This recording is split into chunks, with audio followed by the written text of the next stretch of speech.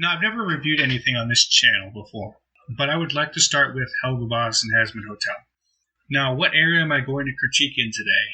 Well, simply put, it's going to be one of its reviewers, specifically the channel named Charles J. Thomas, as you can probably tell from the title.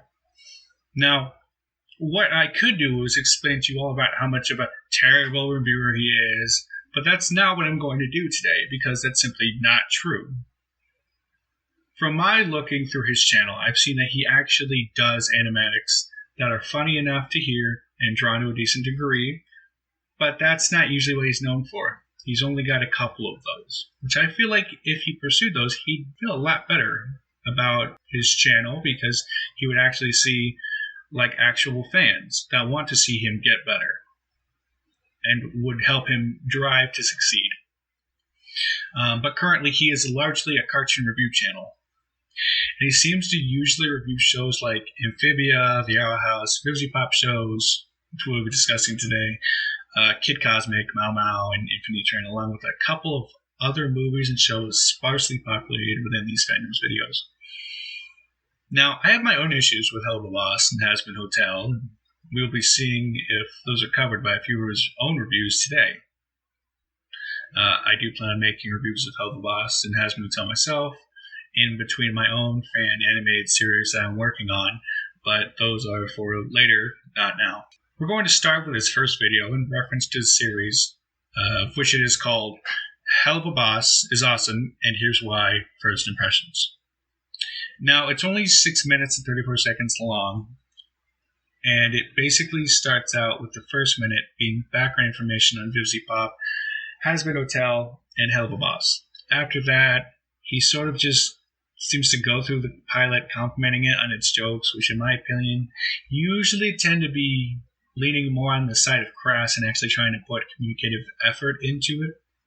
And then he also goes through the second episode and does a pretty good job of not spoiling enough of the plot so we can actually go and watch it if you want to go out and do that. But, enticing you, I suppose. But my first issue that really comes to pop up in this particular review is how he words Blitzo. Now, Blitzo, in my eyes, he's not a very good character. Not a good design, and in my honest opinion, he's not even a good idea. Why do I say this? Well, for starters, there doesn't seem to me to be a reason as to why he adopted Luna, which you'd think would be part of the first season of episodes. Whether it will appear in season 2 is up for debate, because even in the season finale, when he, spoilers, is viewing all the past people that had made him the way he is, not one of them is his flipping daughter. She doesn't even appear, even in the background. Now, you could just say, well, she's not the antagonist to him, but even so, if that's the case, then why is Stolas there then? Aren't they supposed to be some sort of, odd couple? I mean, and then he refers to Blitz as a goofball character that is also imposing. But he's less of a goofball, and I feel like he's more prone to being a jerk than anything else. A goofball character is a character that is naive or silly. Blitzo is not naive in anything he's fully aware of the harm that he is causing people. He just doesn't care. I say when he gets chewed out by Moxie, what's his usual remark? What does he usually respond with? Normally to be self-serving and blow off anything Moxie says, and then just insult him right back. And what on earth would make him silly? The fact he makes silly faces? Silly characters usually tend to have an air of joyful excitement around them. They're bubbly. I like to think Pinkie Pie from MLP, Coco from Foster's Home for Imaginary Friends, Beast Boy from Teen Titans. All I see when I look at Blitzo is just an older gentleman in his 40s that is incapable of dealing with feelings, his family, his friends, or any sort of commitment he could make. He just has the air of depression around him. It sucks the dialogue from anything he could say, which was highlighted in the season finale. I mean, even in the finale, he seems to change near the end, but not enough to still not be cruel to the people that for the entire episode he was trying to learn to not be cruel to, or his subconscious was trying to teach him that. Charles starts to praise his design as well. Applause will go out to the animators who had to deal with this character. He first starts off with what can only be assumed as a pseudo joke about Blitzo, that he is a very horny character, which haha is funny because he has big horns. And he also says he's hot. He's a very appealing character design. Well, no, he isn't. These animators have to go through and try their hardest to make one of Vivzi's worst designs look appealing. They have to try hard. He's some sort of like mismatch of character ideas, and he just doesn't work out. But she keeps shoving them down everyone's throats as some like the main character of the show that you're supposed to be rooting for. I've never rooted for this character. I mean, he's somehow below Zill in terms of appeal. Zill, at the very least, what he lacked for in decent character design, he at least made up for it in having a decent personality. And that's difficult to do because when you look at Zill, he also looks like some sort of ambiguous design. He doesn't look like anything. He looks like a circle with like a T for like a body, and then with like a weird snake tail. It's odd. And his color scheme is also off, but that's beside the point. Look at Blitzo's body proportions. He has these two massive arms paired with a very long torso. I mean, if he were to put them down, like all the way down, they would probably end up touching his feet. That's how long they are. He wouldn't even have to try. His head looks like a xenomorph. You cannot tell me otherwise. And then he has horns almost 1.5 times longer than his head. His head's long and not large enough already. Why would you add more to it, Vivzi? He is stuck with the default color scheme of imps in this world, apparently, which does not help him in any sort of way to stick out. And he still looks like a malformed Moxie or a malformed Millie. He just doesn't look right. Look at the cherubs. Look at like Heaven. Look at how they designed. They have almost zero consistency. Like they don't have. When I say consistency, I mean they don't have the same color scheme. Like they don't wear all the same uniform. They look like they had work put into them. And if memory serves, it's actually because Vivzi didn't even create these characters. The cherubs, they were actually designed by one of her design team. He's just an animator's worst nightmare. Because, I mean, when you look at an anime character, usually they tend to follow at least the 3D proportions of what a human would be. Not entirely, but just enough to grasp what goes where when animating. You can't do that with him. I would love to see his reference sheet because I can only imagine what sort of hellscape that looks like. He has so many unnecessary bells and whistles attached to his design. The very act of trying to animate this character would make me throw up from how unnecessarily long it would take. Look at him. He literally has bells on him, on the ends of his hands, and spikes on the back of his head. From just a design standpoint, from just like a literal, like, living creature standpoint, it's baffling that this is a creature. This isn't a character, that it breathes, it exists somehow. I mean, just imagine just the basics of like animation. Like, were he to sit down, what is the point of having spikes that go on the top of his head and then on the bottom of his tail? So you mean to tell me like he can't put on a hat because they're pointing up, which means that if they're pointing up, they're just gonna like break through the hat or they're gonna get caught on something? It just doesn't make sense. It just looks like they were added there and they don't do anything. It's unnecessary dribble that doesn't add anything to his overall design, and it makes the animators want to pull their hair out from having it included in these shows' runtime. I mean, why? Why is VivziePop so focused on making characters with such intricate designs when these characters, they don't need them? It would be one thing if her designs had form, a body, and were not just a bunch of what can only be described as almost stick figures with boobs and butts jutting out as though they had just been tortured by the world's most sadistic plastic surgeon. Like, the amount of, like, if they were to walk, they would fall on the ground immediately.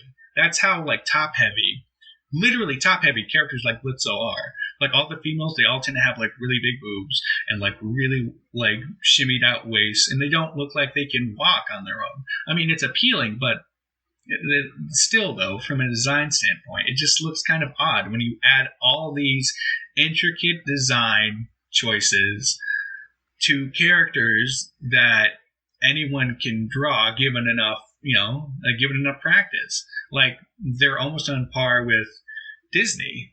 I mean, she may not see that as a compliment, but her character designs remind me a lot of, like, Donald and Goofy and Mickey Mouse. I mean, it's cute. It's merchable, obviously, but the one key area that Disney tends to get is simplicity. There's nothing simple about these designs. They're like a Christmas tree that, you just created. Like, sure, somewhere underneath the exterior, you can see there's a tree that you can draw, and it would almost take no time. But once you start adding all those extra details in, like the lights, the intricate ornaments, you can see that it all starts to add up. It all starts to complicate and just make the design look busy. Like, if I had a production studio as she does, my goals would be to, one, create entertaining content, and two, not blow a hole, and I mean like a revolver-sized hole, through my animation budget, that way you can pay both yourself and your staff. But she forgets to do two, because from all the extra time that animators have to spend on adding this spike over here, and this bell over there, and this X over on the right side of someone's face, that's time that could be actually spent on making sure characters are fleshed out, and more than simply shapeless forms with glue on faces.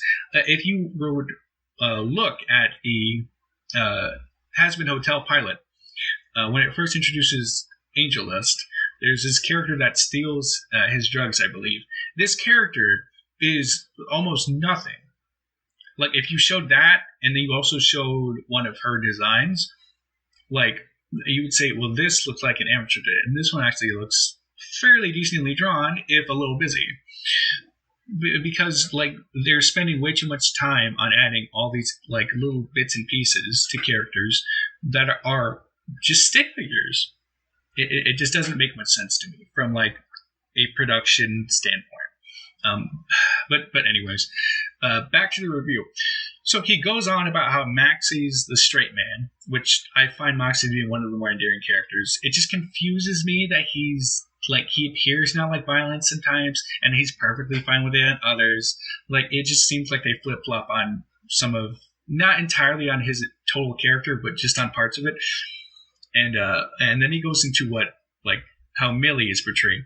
Millie is, she doesn't really have much to go on with her. All they can talk about is her Southern Belle accent. Now she's a sadist, which I don't really blame him for, because they don't really tend to flesh her out any more than that. I mean, sure, she has the ranch episode, but there's not much. She doesn't get any sort of underlying character growth. She's the exact same thing as she is from start to finish. There's nothing that she does outside of Moxie. She's always with Moxie. She doesn't exist without Moxie. Moxie exists without her, but she can't exist without him. And she just seems like more of a side character, like the wife that shows up every once in a while to help out, but she doesn't feel like a main character. And Luna, she's more of an appealing design, but the fan artists usually tend to do a much better job of giving her life and form than the actual show does. Side note, okay, so on the beach episode, spoilers again, because when Moxie was being put into a barrel of alcohol and then washed out of it, he was called an opossum.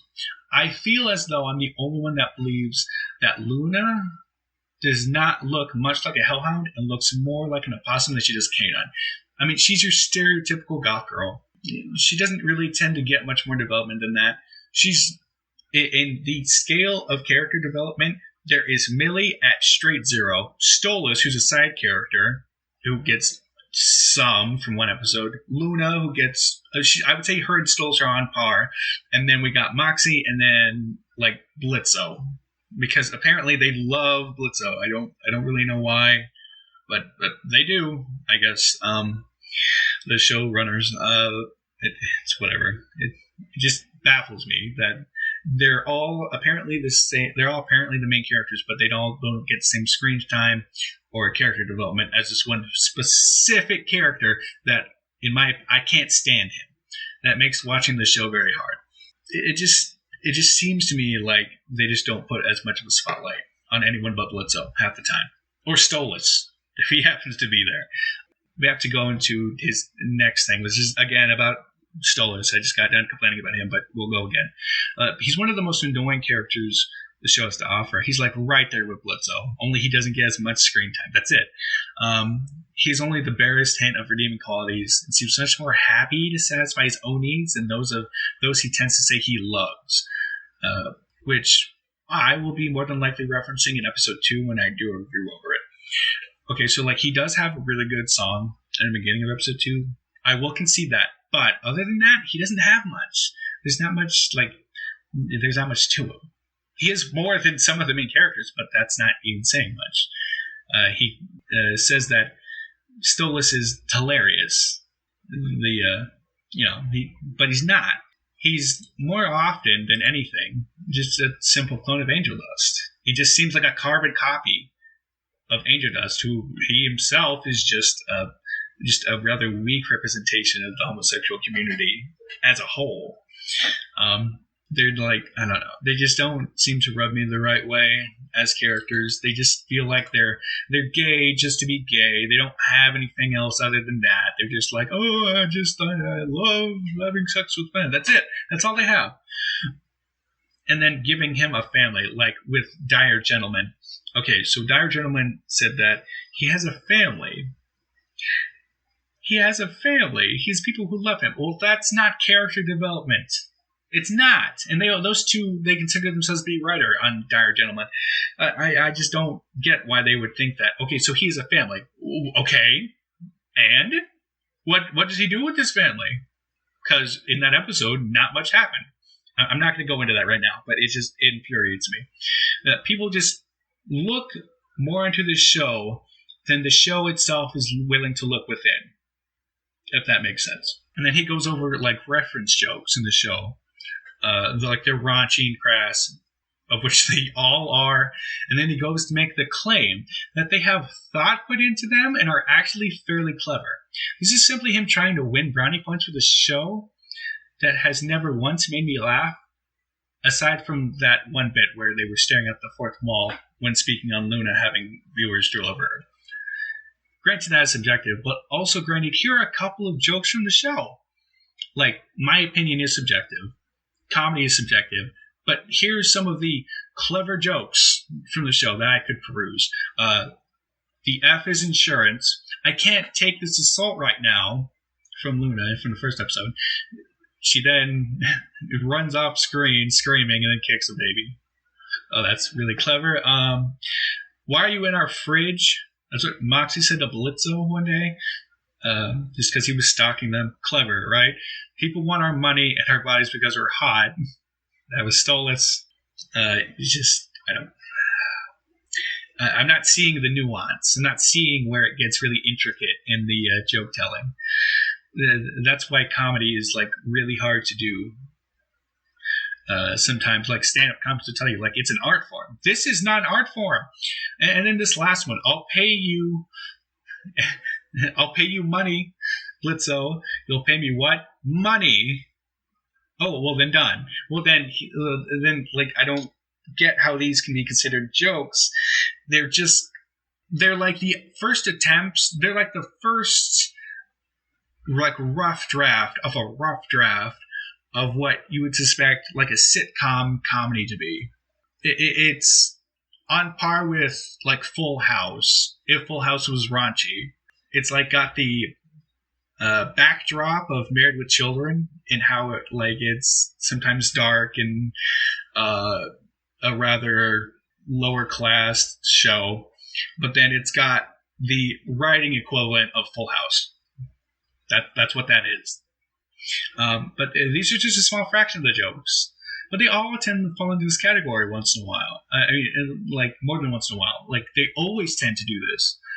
Why on earth would any of these jokes be clever? What's clever about them? What's the hidden meaning I'm not seeing in any of these jokes? I want someone, please, if you watch this and you get angry at this one bit about me saying that jokes aren't funny, they're not clever, just point to me one that's actually clever.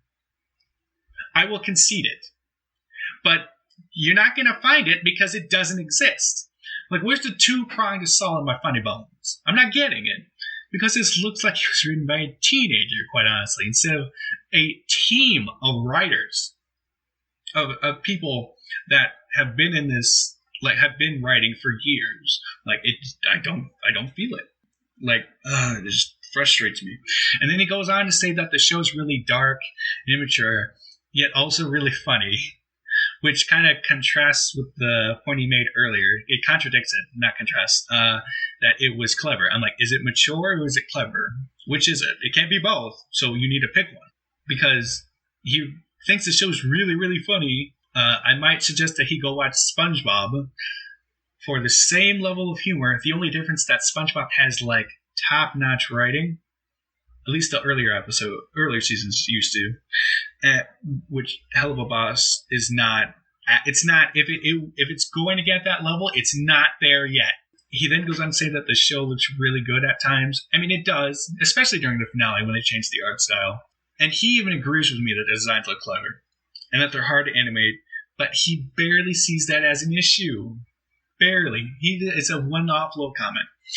And he says that the expressions are exaggerated and over the top, even if nothing interesting is happening, and he thinks that is a good thing. But that defeats the purpose of them being exaggerated and over the top.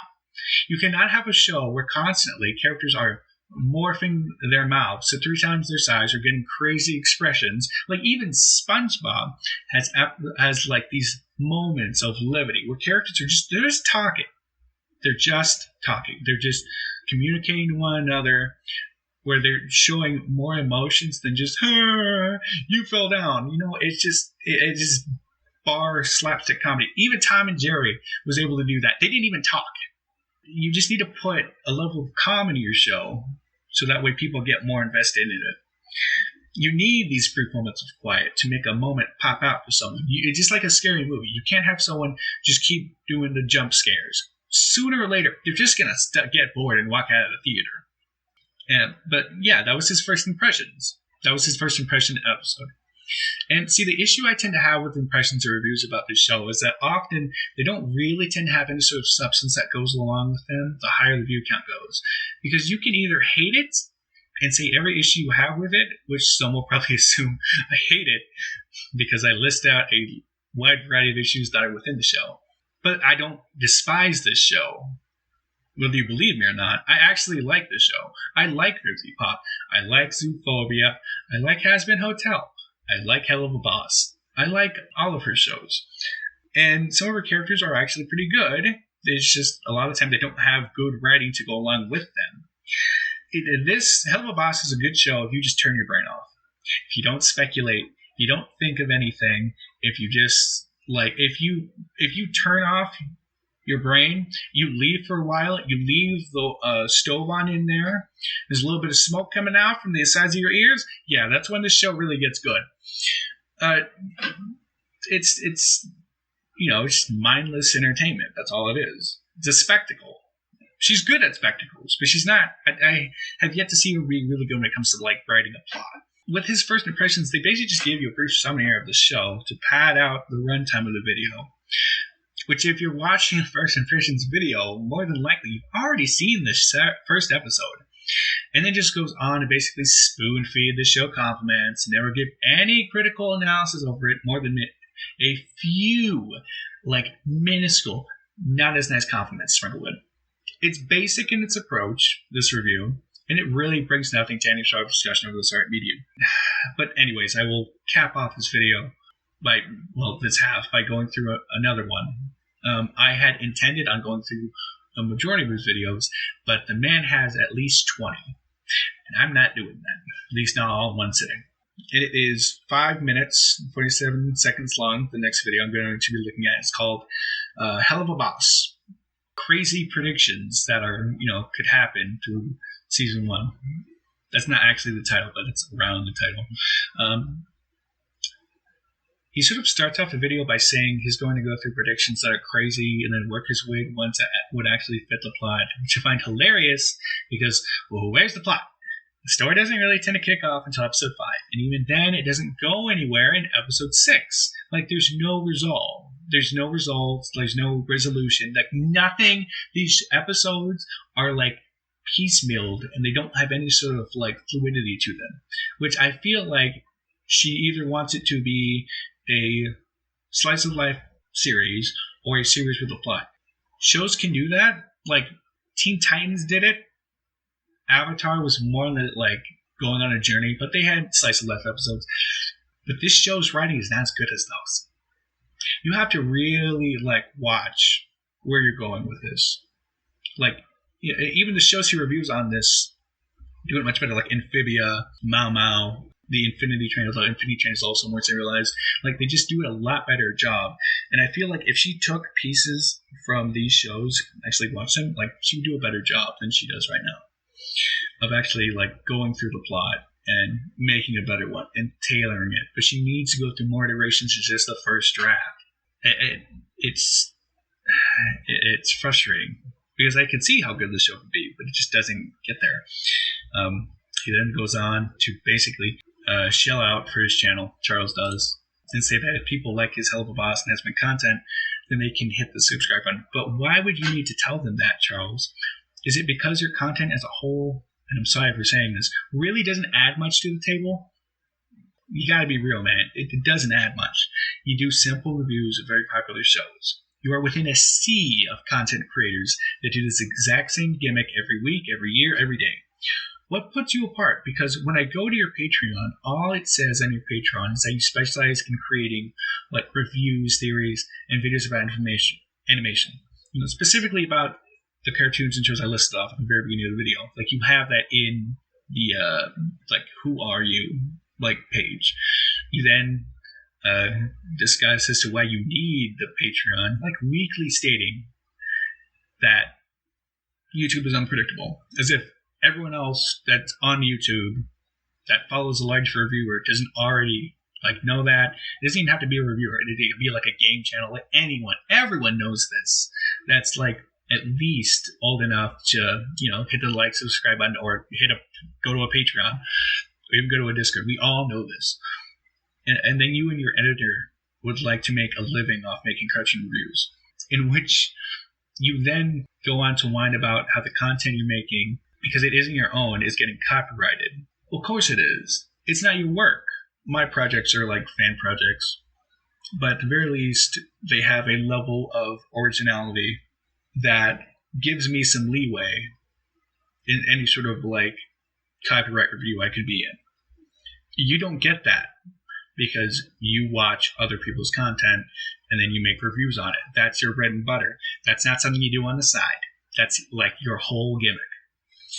And if you want people to give you money, there's got to be more of a reason to your channel than I just don't want to go out and work a regular job. Because you got to have something you're passionate about. Are you generally passionate about these reviews that on cartoons that last 30 seasons at most? Do you feel when you go through these videos, do you feel a sense of pride from what you've been putting out? Do you feel that? Because if you feel that, then your audience will feel that, and they'll want to give you money.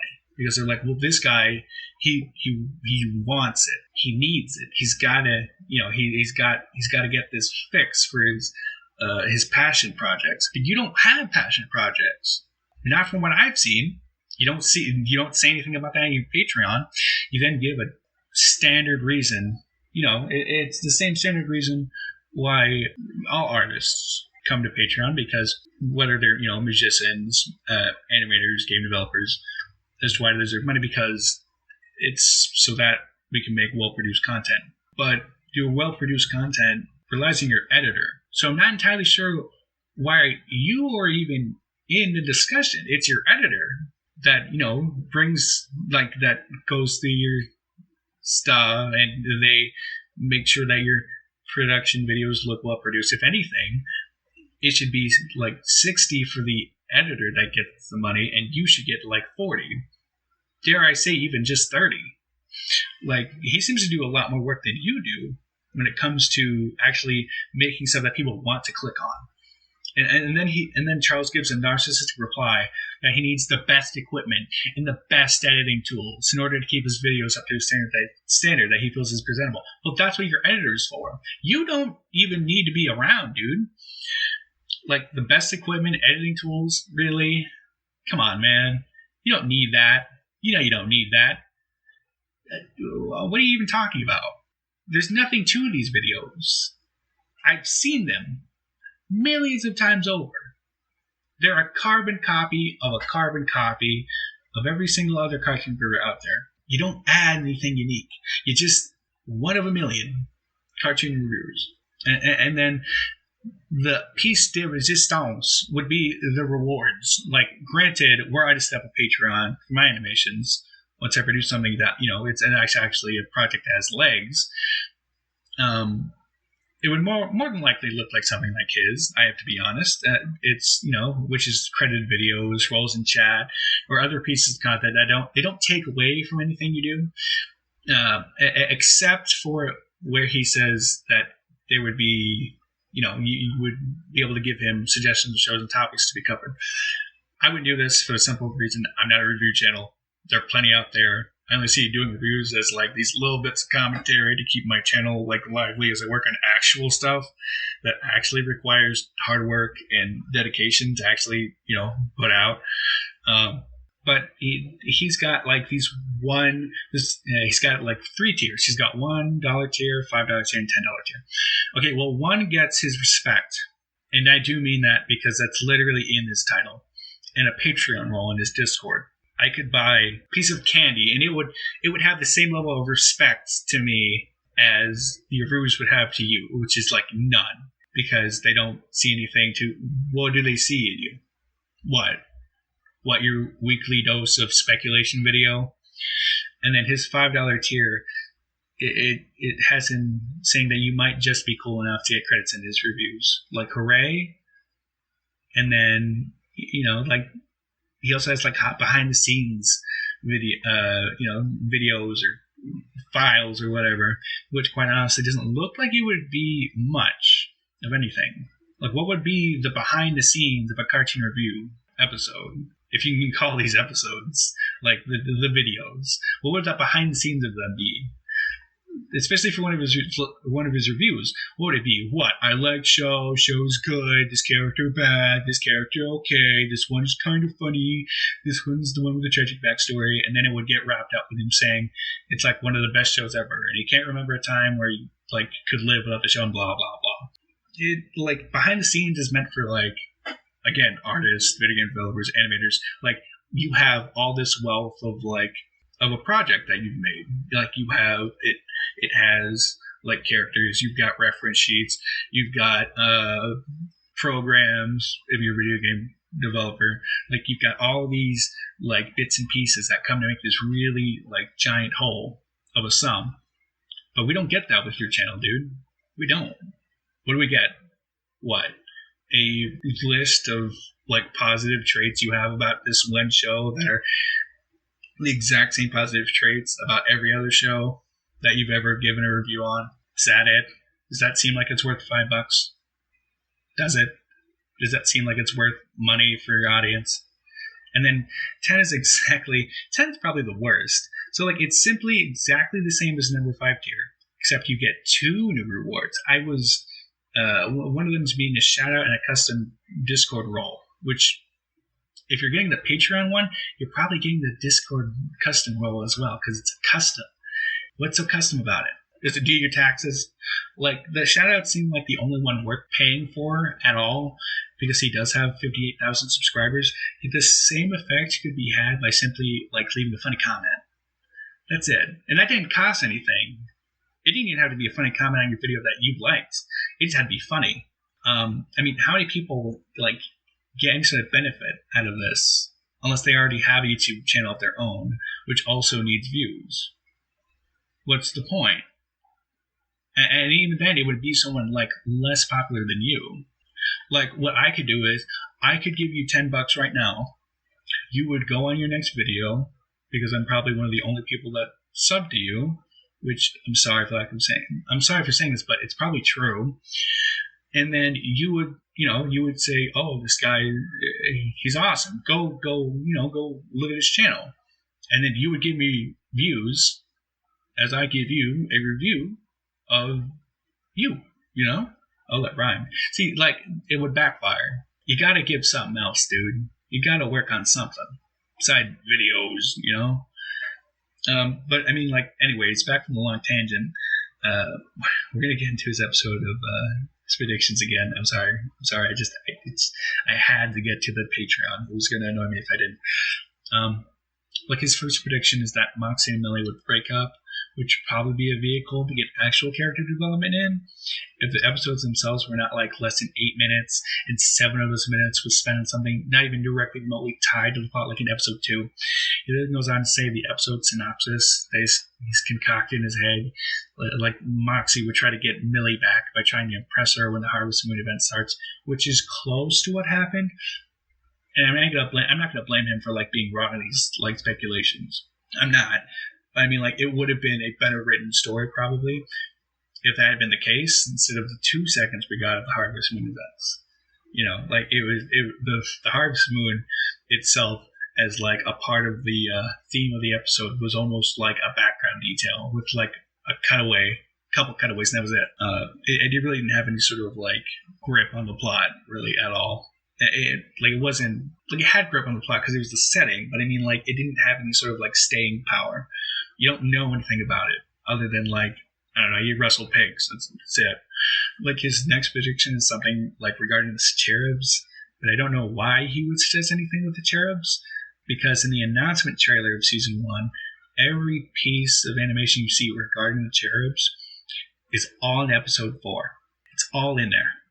I mean, he even did a review on it. Like, there's nothing else extra that you could say that you didn't see from that episode that's now in, like, the season finale or something. Like, it's just not there. So I don't know why he would even say that. And then he goes on to say that one of the developers of Helluva had explained, like, bits and pieces of the show that weren't even seen in the season finale or any part of the show at all. Probably won't be. There'll probably just be some background reference that never gets brought up at all in the actual canon of the like entire season or second season or third.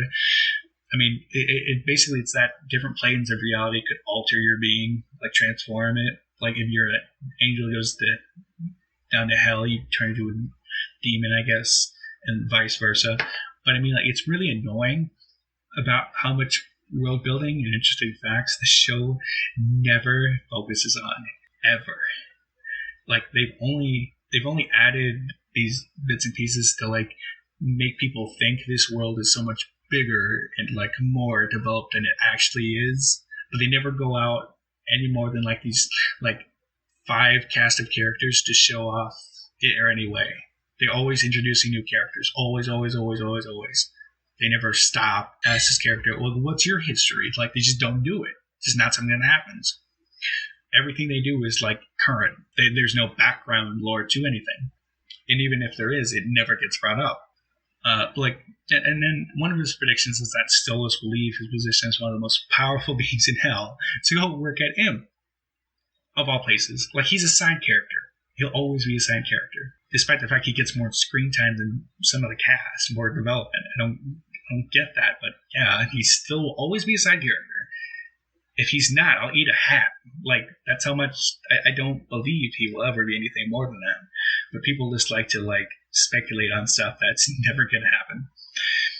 And then like one of his last ones is like that the Ink Gang will go into hiding, which I don't understand, because up until this point, there wasn't any rules regarding the show. They bring it up that they'd gone out in disguises because Luna had given them crap for going out without disguises before until that episode. But even past that episode, they don't really tend to use disguises. It's like it is the main reason why they get caught in the season finale. That's it. They're dumb. For the sake of just not the writers, like, they just make them dumb. They're like, oh, we didn't actually remember that these characters have to be in disguises. They have to actually be quiet in the shadows. They just don't do that with them. They're just like, kill. And then that's it. That's the whole episode. But then, it just kind of ends with him asking for likes and subscribers. Like, this is the reason why you shouldn't have a Patreon, Charles, or be begging for likes or subscribers, because you don't bring anything to the table. All you do is speculate. You drive up energy for things that will never happen. You speculate about stuff. You come up with reviews that don't have anything in them. And you don't say anything constructive. Like, if you like animation, because, like, your entire channel is, like, dedicated to it, there's not, like, one bit that isn't. I've seen you do animatics. Go work on animatics. Because if you actually put effort into your animatics and you actually turn them into like, full blown like animations, you would probably get a lot more people on your Patreon, dude. Like, you would get a lot more clicks. You could actually be the next Vivzy Pop, Thomas? I mean, I'm not trying to hurt your feeling, but you have to understand that the growth of your channel, this isn't the way to get growth. You're just there. You're not growing in any sort of meaningful way. You're not progressing. Your editor is more progressing than you are. You're just kind of stuck. You need to get out of this rut. What are you going to do? Just reviews for cartoons until the channel drives up, and then you're just like, oh, I guess I'm just done. Like, even make a second channel, and on that second channel, post your animatics. Just every once in a while, just doodle stuff on there, and then just lead your viewers to this new channel.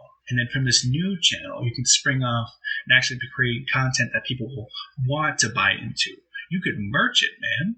You could merch, you could actually create your own characters. You can make merch of them. You do exactly what she's doing. Instead of a tried and true thing that everyone else has done and already capitalized on, Like, you could do it. But the question is, do you want to do it? That's all I got to ask of you, my man. All right. Thank you, everyone. This is my first review. If you don't like the video, don't hit the like and subscribe button. I mean, why would you? What's the point? Come on. But anyways, thanks for watching if you got this far.